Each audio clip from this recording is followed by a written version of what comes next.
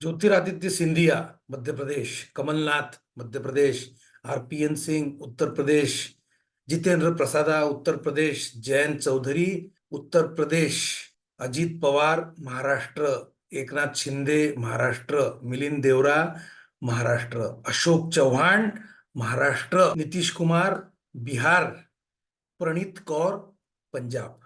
मुद्दामून पंजाबचं नाव घेतोय कारण पंजाबमध्ये भाजपला कॅन्डिडेट मिळणार नाहीत वगैरे असं सांगण्यात आलं होतं. हे सगळं काय कमी होतं म्हणून केजरीवालांनी एक स्वतःच युनिलॅटरली डिक्लेअर करून टाकलं की 2024च्या निवडणुका संपलेल्या आहेत, आता 2029ची तयारी सुरू करा.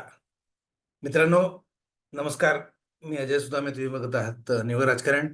मी तुम्हाला सुरुवातीला मागच्या वर्षा 2 वर्षात ज्या काँग्रेसच्या किंवा विरोधी पक्षाच्या नेत्यांनी स्वतःचे पक्ष सोडून एकतर भाजप जॉईन केली किंवा त्यांनी भाजप बरोबर आघाडी तयार केली अशा नेत्यांची नावं तुम्हाला वाचून दाखवली. ही काही पूर्ण लिस्ट नाही पण ही बऱ्यापैकी मोठी लिस्ट आहे आणि याच्यात सगळे मुख्य मुख्य नेते मी घेतलेले आहेत. हे सोडून अजून शेकड्यांनी नेते भाजपला जॉईन झालेले आहेत.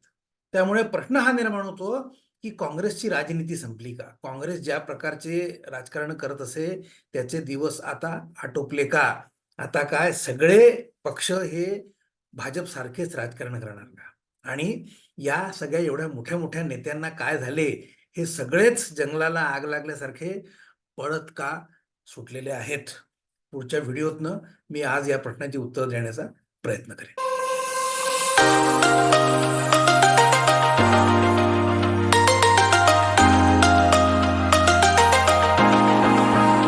तर सरळ मुख्य मुद्द्याला हात घालू, या सगळ्या नेत्यांना काय झाले आहे?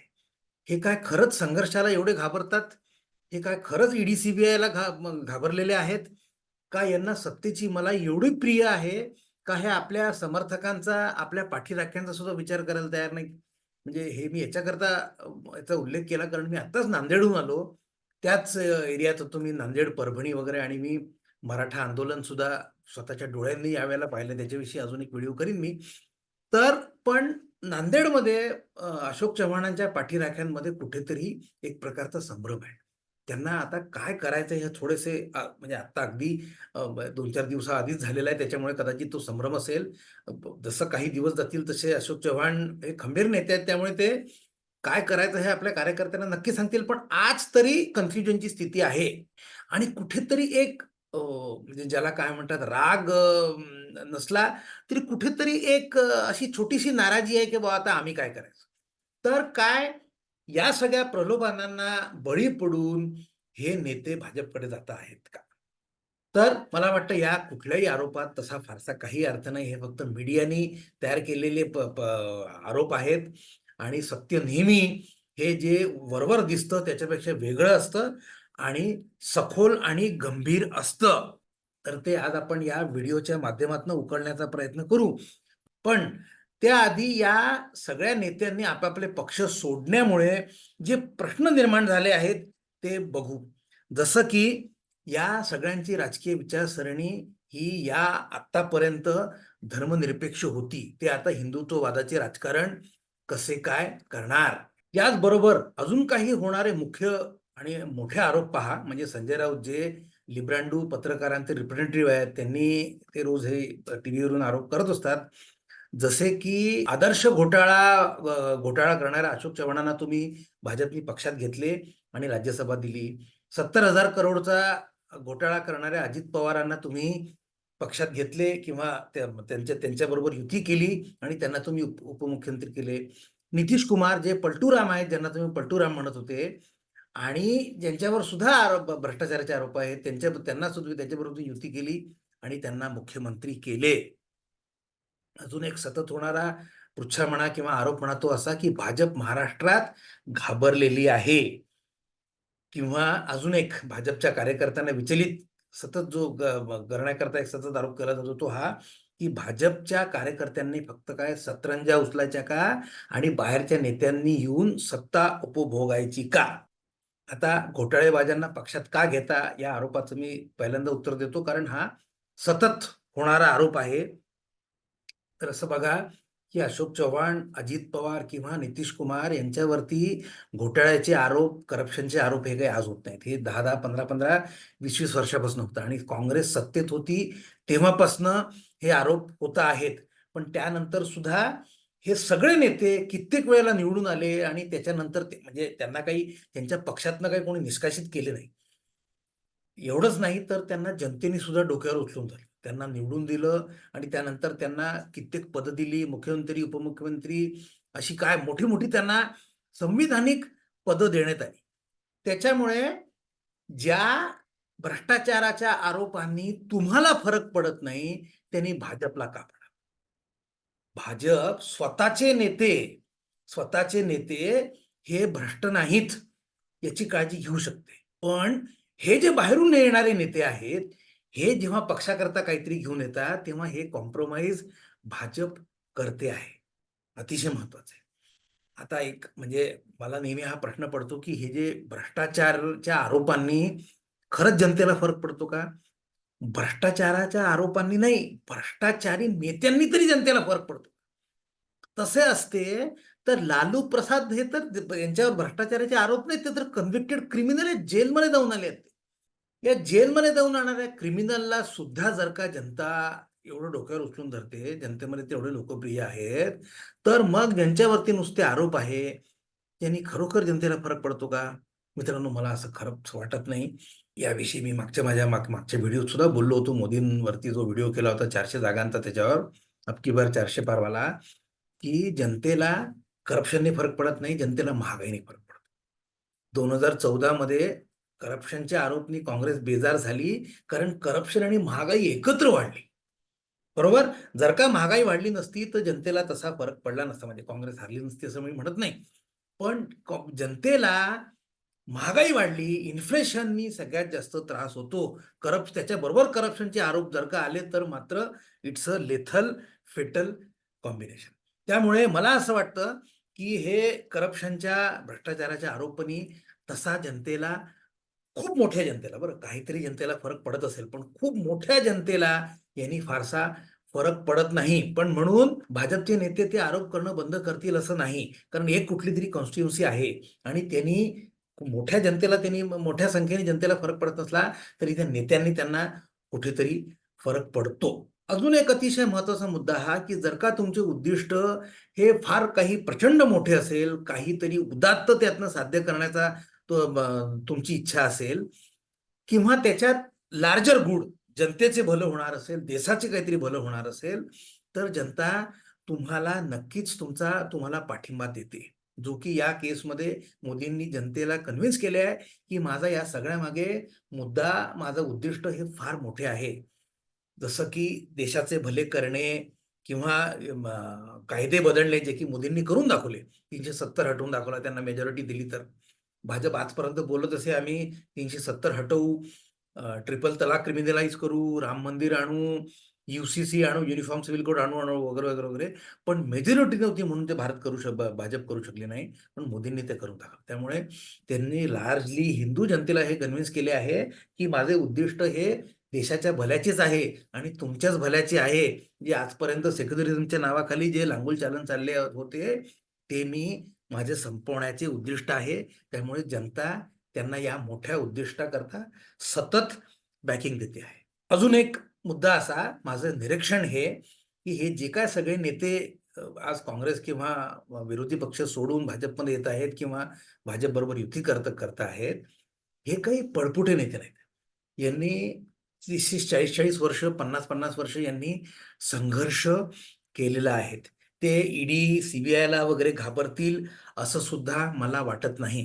कारण अशोक चव्हाणांवरती हा आरोप होऊन होता, 15 वर्ष होत आली, पण अजूनही त्यांच्यावरचा हा आरोप काही प्रूव्ह झालेला नाही. हे आरोप साबित करणं काही सोपं नाही. त्यामध्ये ईडी, सीबीआयला घाबरून हे करतायत वगैरे असं नाही. आता तुम्ही म्हणजे आपण काँग्रेसच्याच बाकी सगळ्या नेत्यांचं उदाहरण घेऊ.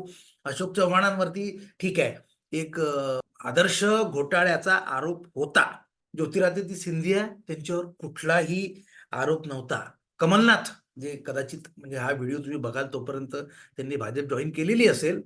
कमलनाथ यांच्यावरती कुठलाही फायनान्शियल फ्रॉडचा किंवा आर्थिक घोटाळ्याचा आरोप नाही, त्यांच्यावरती 84च्या दंग्यांचा आरोप आहे, पण तो सुद्धा कुठलीही त्यांच्यावर केस बीस चालू नाही आणि ती साबित होण्याची काहीही शक्यता नाही. जितेंद्र प्रसाद, RPN सिंग, मिलिंद देवरा यांच्यावर तर कुठलेच आरोप नाही. मग हे भाजप का जॉईन करत आहेत किंवा आपले आपले पक्ष का सोडत आहेत? हाच निकष तुम्ही, मी सुरुवातीला जी यादी वाचून दाखवली होती, त्या सगळ्या नेत्यांना एक एक करून लावा. त्या सगळ्यांच्या मागे काही ईडी सीबीआय लागलेलं नाही, किंवा जसे संजय राऊत आणि लिबरांडू पत्रकार म्हणतात तसे काही या सगळ्यांना जेलमध्ये जाण्याची भीती नाही. या सगळ्यांची परिस्थिती वेगवेगळी आहे. या सगळ्यांची राजकीय परिस्थिती ही एकसारखी नाही.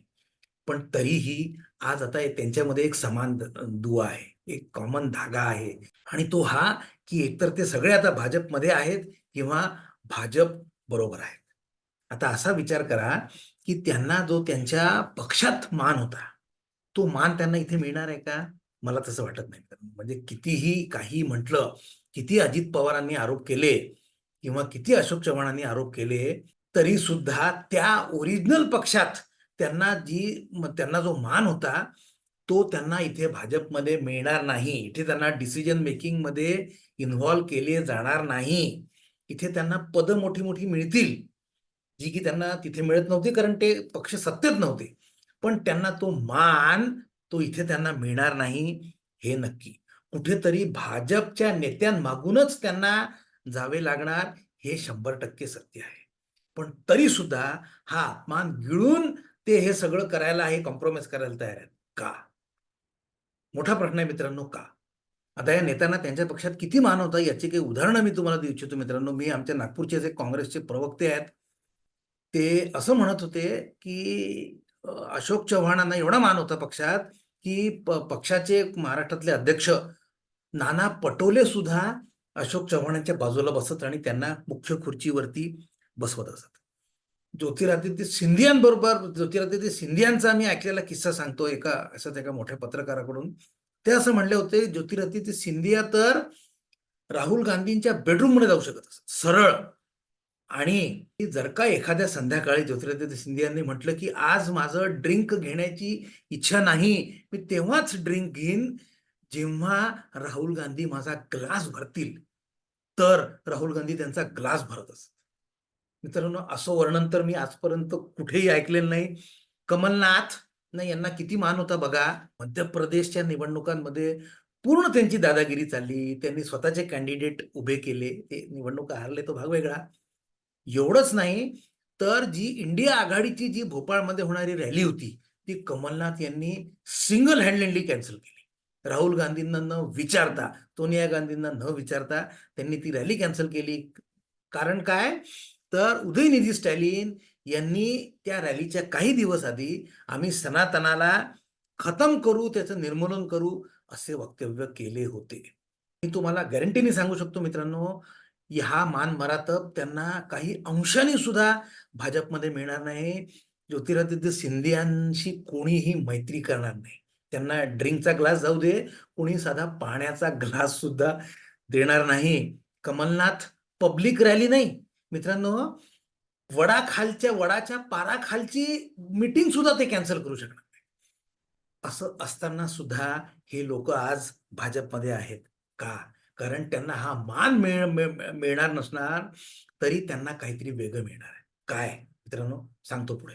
असं बघा, 2019 ची एक घटना आहे. म्हणजे मार्च 2019 ची, ती त्या निवडणुका लागण्याच्या जस्ट, किंवा निवडणुका जाहीर झाल्या असतील, मतदान सुरू होण्याच्या काही दिवस आधीची, एक आठवडा आधीची.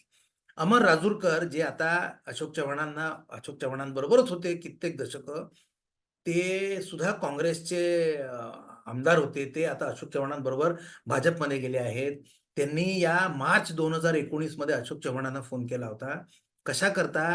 तर बाळू धानोरकर यांना तिकीट द्यावं ही विनंती करण्याकरता. आणि ते इतक्या डेस्परेटली बोलत होते, ते रेकॉर्डिंग तुम्ही कुठून तरी ऐकू शकता.